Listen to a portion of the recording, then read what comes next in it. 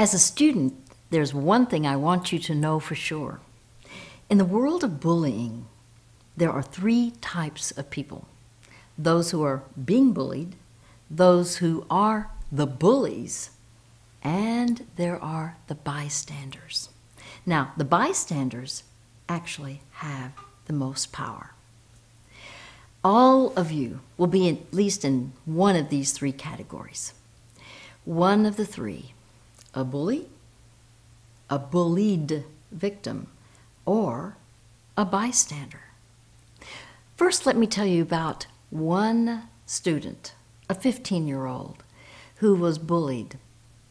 Phoebe Prince, the new girl in town, she causes quite a stir when she arrives from Ireland with her mother in the fall of 2009.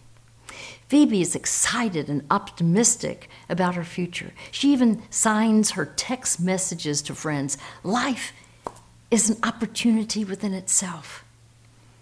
But by January 14th, 2010, her world is turned upside down. And Phoebe believes there is only one way to escape the constant criticism, the relentless barrage of bullying that she's come to expect. Initially, Phoebe ignites a fuse of jealousy, one that blazes out of control. Some say it's jealousy over her looks, because she really is attractive.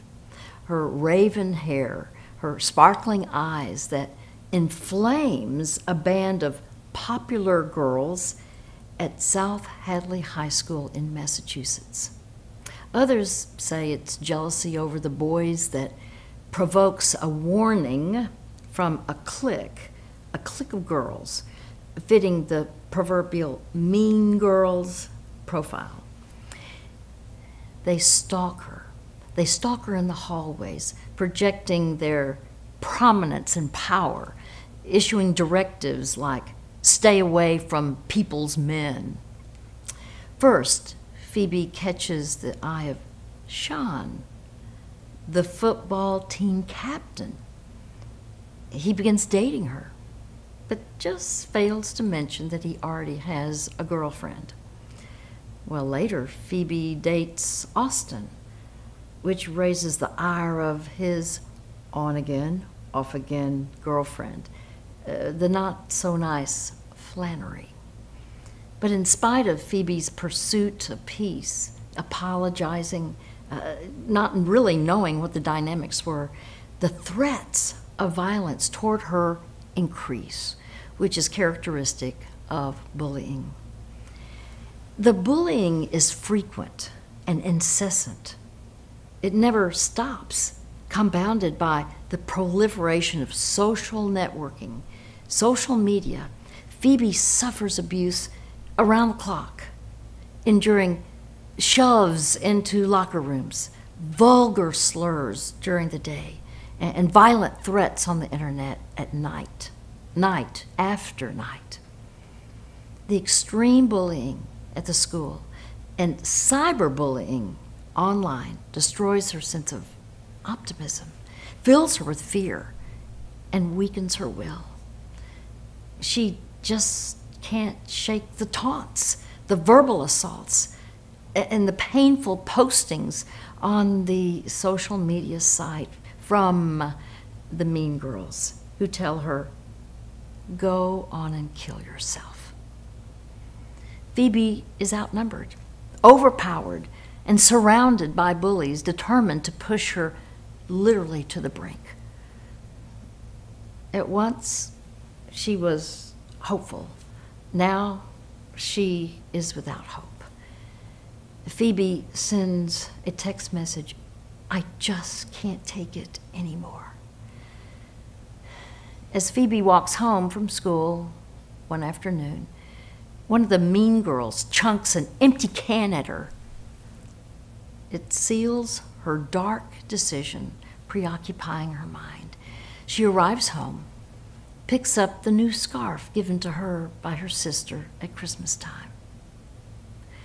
She slips it around her neck and in the stairwell of their new home, she hangs herself. Phoebe ends her torment by ending her life. Phoebe Prince would never again feel the pain of bullying, but the bullying didn't end there. Following Phoebe's death, the mean girls start logging onto their computers, mocking her death for all the Phoebes in the world. These questions loom large. Who will rise up for me against the wicked? Who will take a stand for me against evildoers? By the way, that's from Psalm 94:16. Now I want to talk with those of you who are bullies. I think you know who you are. If you're targeting someone, you know it's not a one-time act. You know it's persistent, ongoing abuse, intending to ignite fear, intending to terrorize your target. But for a moment, I'd like for you to think about why you're doing what you're doing. Most people don't realize all bullies at one time or another have been bullied. So you've experienced bullying in your own life, and now you use bullying as a way to keep you from ever being bullied again, and as a way of elevating yourself and dealing with it. It's like being on a seesaw. If you can push somebody else down, then you rise up. And when you rise up, it feels good. The assumption is, if I push others down, I'll feel more significant. And some people will respect me. Right now, I want you to think about what you really want as an outcome of your treatment toward the one you're bullying. Are you seeking to feel powerful by exercising authority over that person? Would you want the one you're bullying to be your servant for life? Or do you simply want the victim dead if you thought you could get away with it? Figure out what you want. If you're involved in bullying someone, you need to understand that although you may feel good at the moment about making them hurt, you are actually hurting your own future. First of all, if you're seeking to feel powerful, you're setting yourself up for failure in the future. Many young victims will end up in management with the power to hire and fire. And those who have been bullied know the characteristics well of bullies and usually will not hire anyone with those characteristics. Do you want the opportunity to have a positive future? Then quit trying to diminish someone else's future.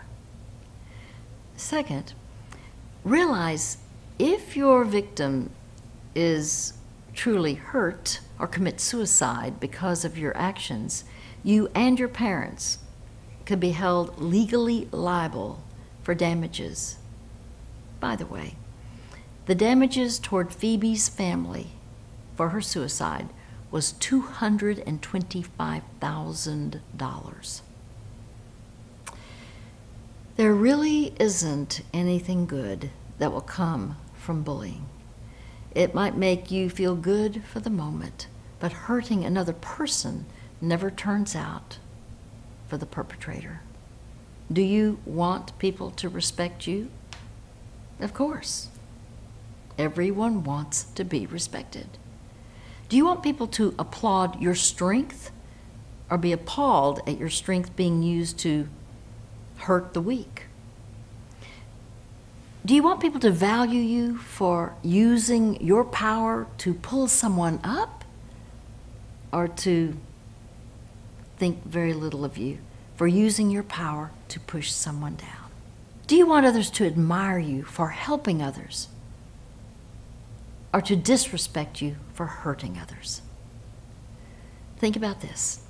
People everywhere are looking for heroes, heroes they can respect, heroes they can admire. Instead of being a negative influence by hurting people, you can actually be the hero who helps people, the one who has a positive influence on others. You can be respected by both the weak and the strong. In that respect, you can be like Jesus. He was respected by both the strong and the weak. Jesus was the one who actually said, "Do unto others what you would have them do to you." Why not do it his way? After all, he changed the world.